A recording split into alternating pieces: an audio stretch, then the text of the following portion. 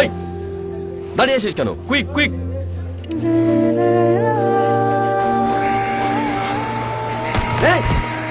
বললাম না সাবধানে।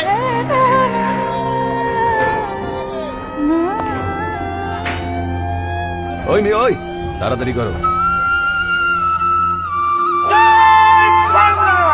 আপনি চাকরি করেন, আপনার মায়না দেয় ওই গরিব শ্রমিক, আপনার সংসার চলে ওই টাকায়। ওদের সম্মান করে কথা বলেন।